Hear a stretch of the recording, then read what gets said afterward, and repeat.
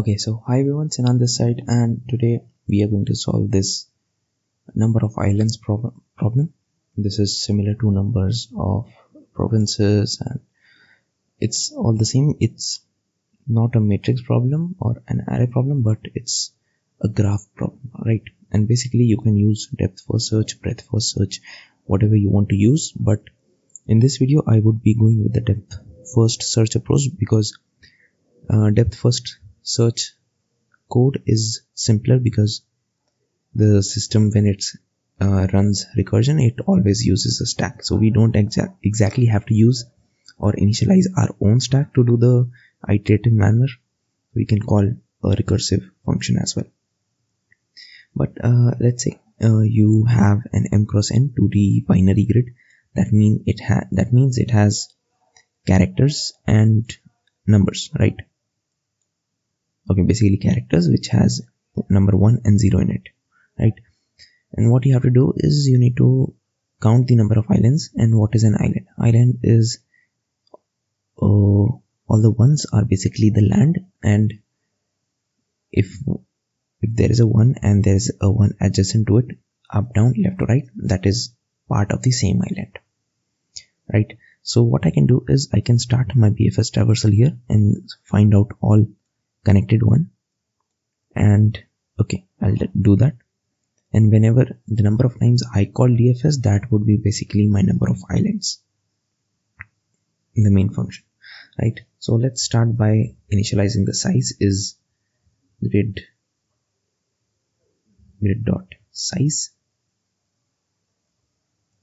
int m is equal to grid 0 dot size. That is basically the rows and the columns.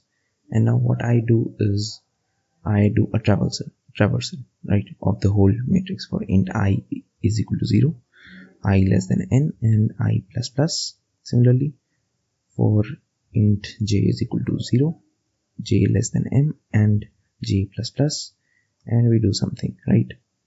Now there is something that you should be aware of. Whenever you use a BFS or DFS traversal, you generally have a visited array to keep track that you have already visited that. To do that, I would declare another vector of vector int, and let's call this visited, and the size would be n comma vector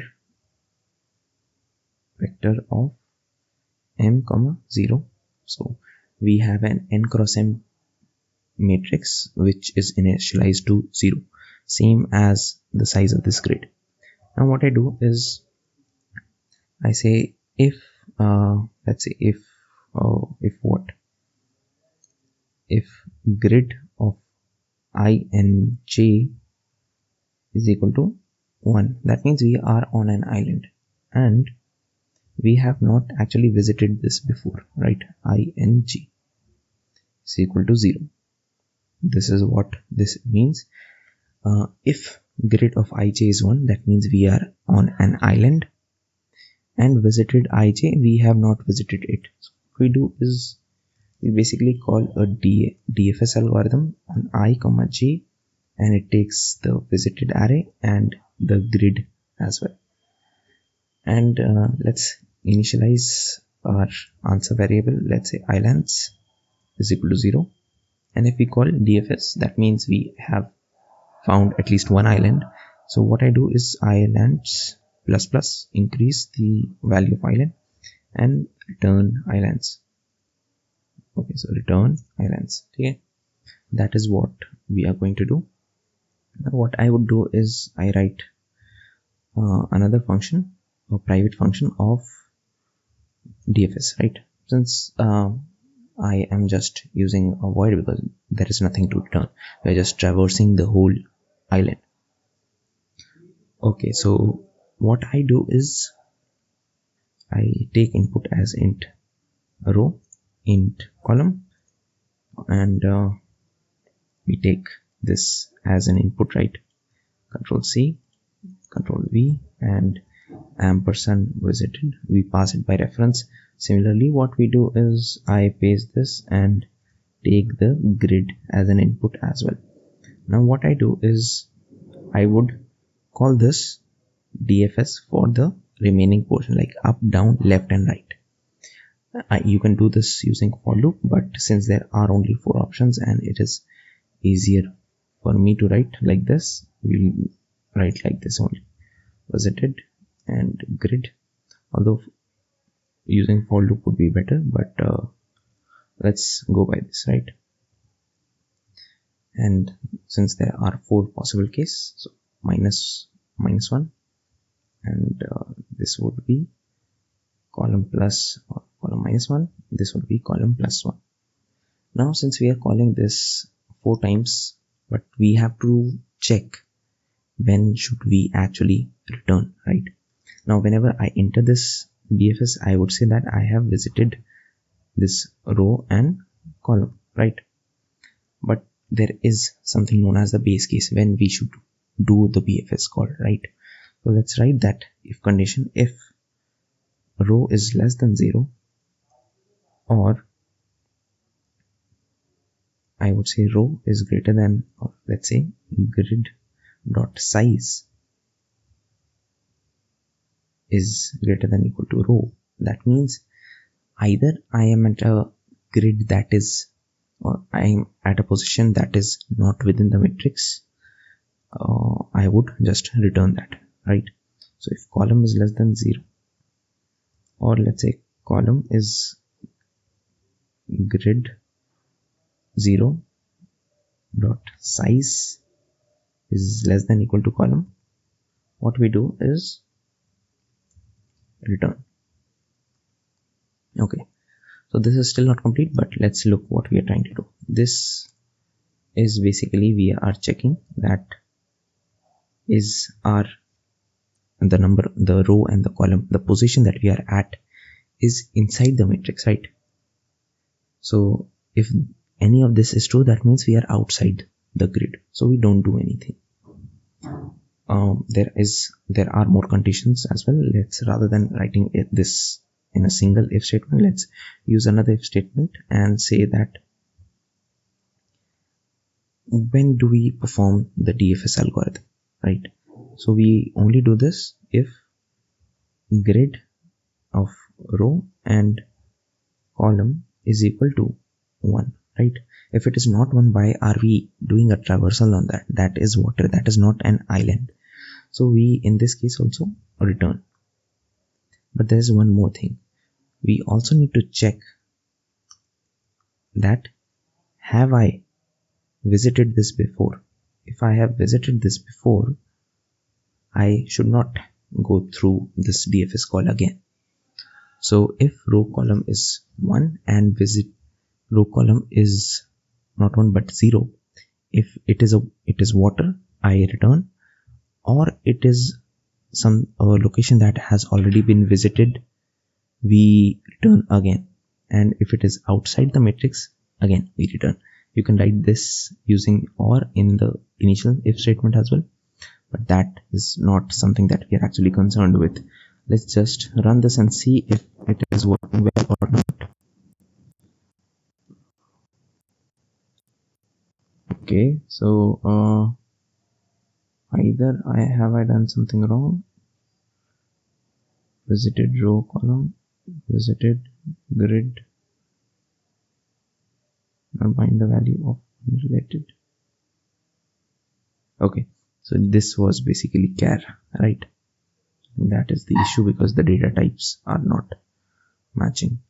That's a small issue. Okay, deadly signal, where is the error?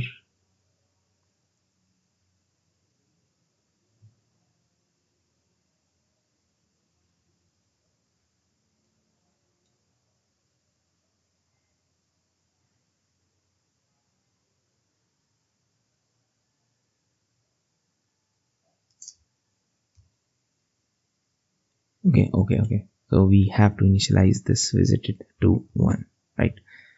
I hope this should work. I feel that this should work now. Yep, it's working, right? So this is accepted. Okay, so the only mistakes that I made was, first of all, that I did not declare the data type correctly, and second, once we have visited an element, we have to visit a location, we have to mark that location as visited, right? So this is marking. Initially I think I missed, but I hope I did explain that we have to mark this as 1 as well. Let's just submit this and see if we are actually able to get the correct answer on all the possible cases. Okay, so this works and this is done pretty well. Now let's just discuss the time and space complexity. Now either you, okay, so the time complexity would be n times m for this, right? Because n and m iteration, but if you see the DFS call is being visited, right? So for every element that we are going, we are actually, let's say the whole matrix is 1. So if I call 1 for this, I would be, and if whole matrix is filled with 1, what I would do is within this DFS call, I would travel the whole matrix, right? So once we are traveling every element using this I and j, and with that we are visiting this using this DFS function, we are visiting again all the elements, right? So it's not, so this for loop is of time complexity n times m, and since DFS is also there, so that would also take n times m. So you don't multiply them, you add them. You have to understand this, because a single DFS call could visit all the elements, right? And for the remaining elements, you just exit out of this immediately if statement. So basically the whole time complexity would be big O of 2 times n times m, right? Or big O of n times m directly. And now what is the space complexity? Space complexity is the n times m that you have created the visited array. I'm not taking in consideration the grid. So the n times m time complexity for the grid visited array, and at max, in the worst case scenario, this DFS call would be called for. Using this, you would travel all the elements, let's say like this, in this zigzag manner, let's say, and the stack space would again be big O of n times m. So the time complexity and space complexity is both big O of 2 times m times n, but keep in mind that first n times m in space complexity is for the visited array, and the second n times m is in the worst case for this DFS call to be made in a sequential order for all the elements. So that was the solution, guys. Hope you understood everything. Hope you found this video useful, and be sure to share this video with someone who you might think would benefit from this. So that was the video, guys, and bye.